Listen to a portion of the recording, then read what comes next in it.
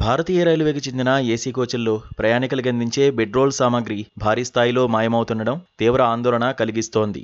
Covid అనంతరం 2022 జనవరి నుంచి 2026 మే వరకు దేశవ్యాప్తంగా టవళ్లు, దిండ్లు, దుప్పట్ల వంటి కనీసం 1.27 కోట్ల వస్తువులు అపహరణకు గురైనట్లు సమాచార హక్కు ద్వారా వెలుగులోకి వచ్చింది. ఇండియన్ ఎక్స్‌ప్రెస్ దాఖలు చేసిన దరఖాస్తుకు దేశంలోని 69 రైల్వే డివిజన్లలో 54 డివిజన్లు స్పందించగా ఈ దిగ్భ్రాంతికరమైన వివరాలు వెల్లడయ్యాయి. ప్రయాణికుల్లో ప్రజా ఆస్తుల పట్ల ఉన్న బాధ్యతారాహిత్య, నిర్లక్ష్య ధోరణిని ఈ భారీ చోరీలు ప్రతిబింబిస్తున్నాయని అధికారులు ఆవేదన వ్యక్తం చేస్తున్నారు.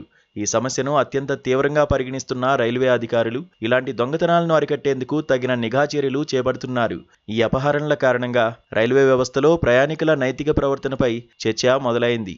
రైల్వే ఆస్తుల భద్రత కోసం మరిన్ని కఠినమైన మార్గదర్శకాలు తీసుకురావాల్సిన అవసరం ఉందని నిపుణులు సూచిస్తున్నారు.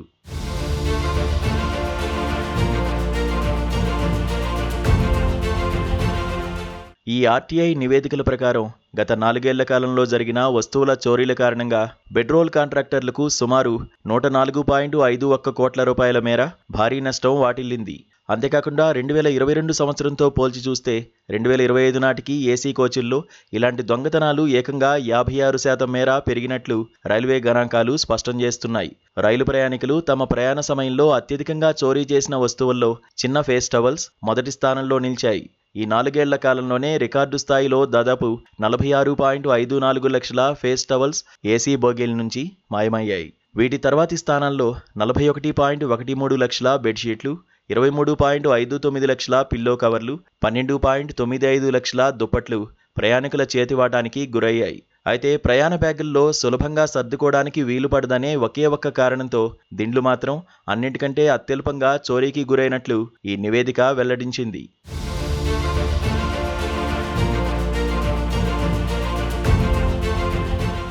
దేశంలోని వివిధ రైల్వే డివిజన్ల వారీగా పరిశీలిస్తే బికనర్ డివిజన్ ఈ చోరీల్లో 25.76 లక్షల లెనిన్ వస్తువుల నష్టంతో అత్యధికంగా మొదటి స్థానంలో నిలిచింది.